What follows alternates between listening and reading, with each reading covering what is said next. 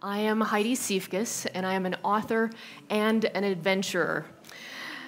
Most of you understand the author part.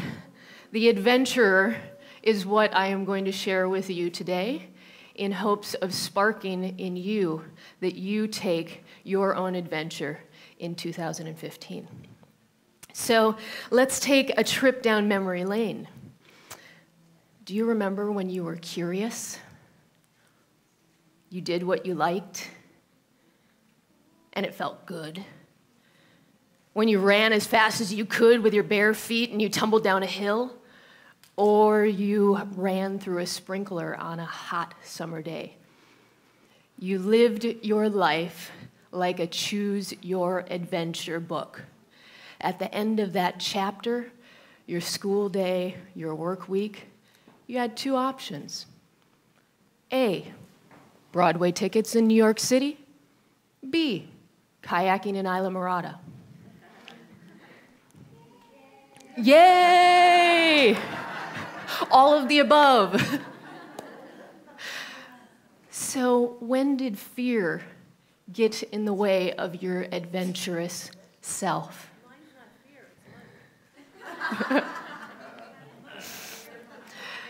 And with that question is where I'm going to share with you a little bit about my life. I found myself at that place 5 years ago. I seemingly had it all. I was married to a Brazilian chef. I was a homeowner in Broward County. I was a successful travel industry executive in Berlin and Mexico City one week, partying in the Playboy Mansion, and then a red-eye back to Orlando for another convention, all while having a healthy and happy lifestyle. I was juggling a lot, but I didn't find much of that adventure of my earlier self in all of that juggling.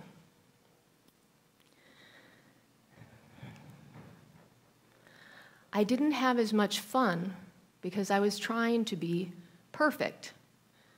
But whose version of perfect?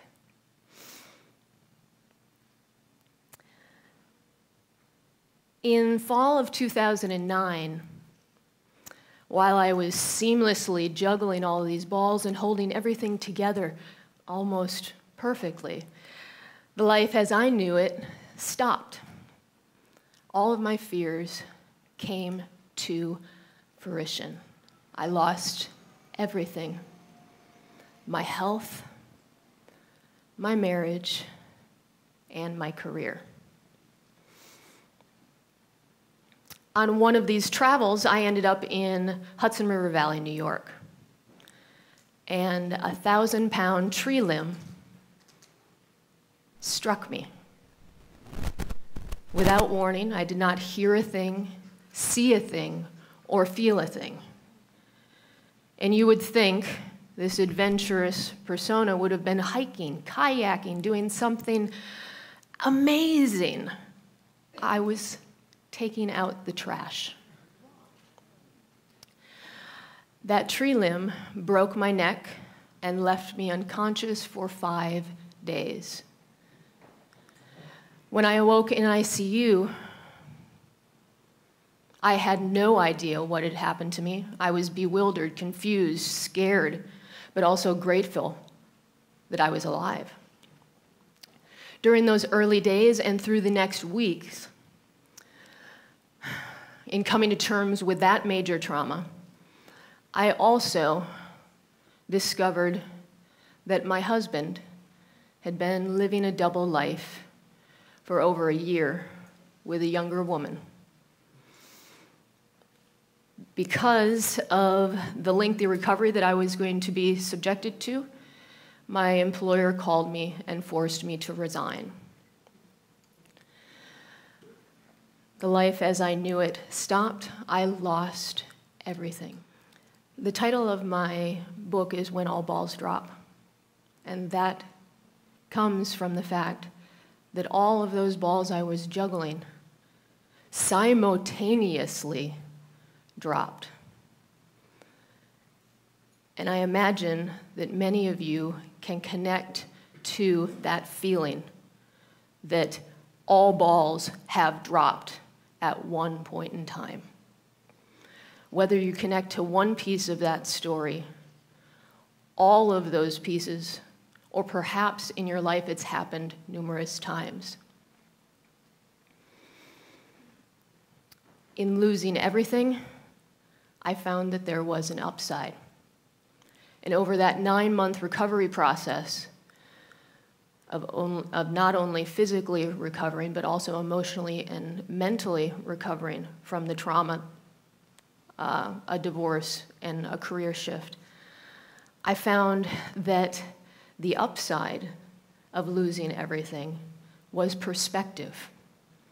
And I think that you will hear that through many people that have gone through life-altering events. And I came up with a mantra that I share with you as well as the readers of my book that is called looking up.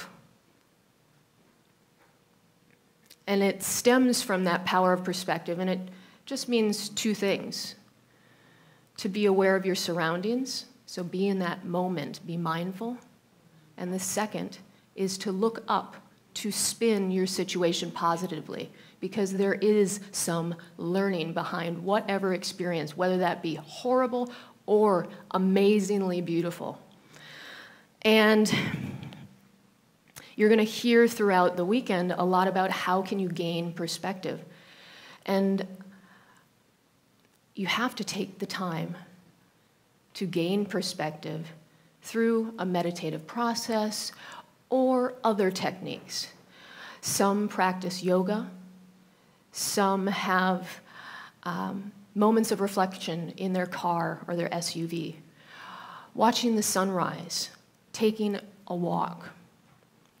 And I have to admit, I use all of those, but I also have a very unique way of meditation. And what do I mean by adventurous meditation? Because it doesn't sound right. It doesn't sound like they go together. Calm and adventure, you're thinking adrenaline, right? So adventure has many definitions. And my definition of an adventure is something that is new, challenging.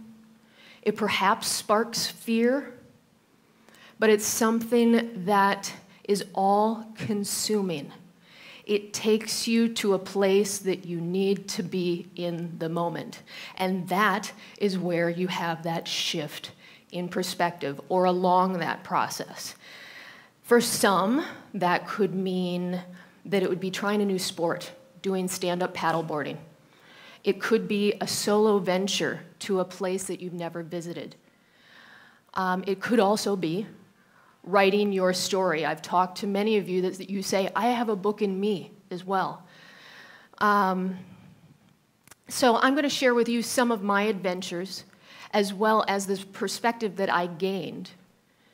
And I broke them into 3 categories because, mind you, they don't all have to be paragliding.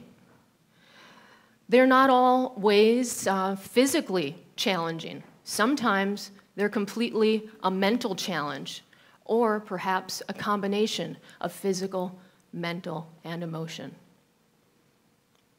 Talk about mental adventure, and that is my first ever helicopter flight in a Robinson 22. And it wasn't only my virgin flight, it was my flight lesson. And you notice there are no doors on that helicopter.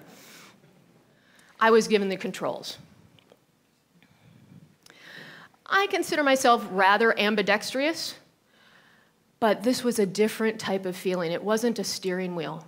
There's one for elevation, there's one for guiding you left and right, as well as speed, and then you got the pedals as well. I was almost frozen trying to keep it straight. Just with a hair turn, I would go off course. But I was never more fearful, but yet in control of $1 million helicopter.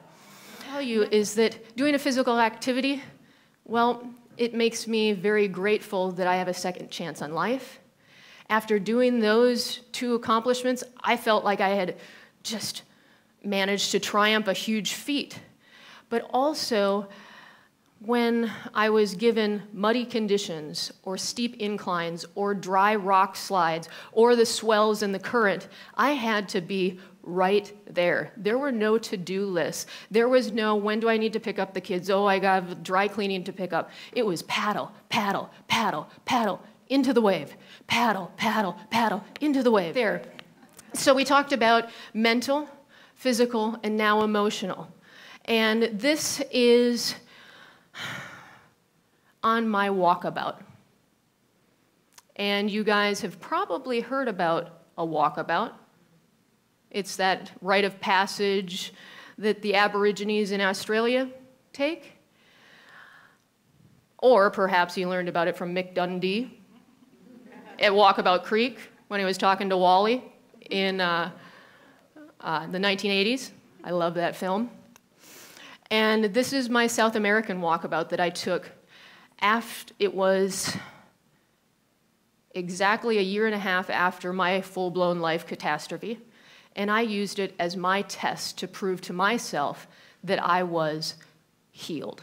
There was no doctor, there was no therapist, and there was no mentor, peer group that could tell that to me. I had to prove it to myself. I got to exert my freedom, conquered fears, found out if I was living my best life.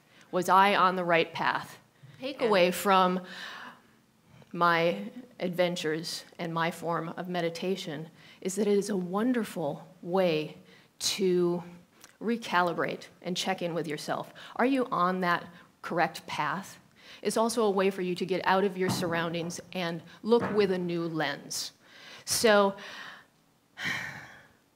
in 2015, I have a big, audacious goal, or many of them. I am turning When All Balls Drop into a movie. And I also am going to challenge myself. Yeah, it's woo!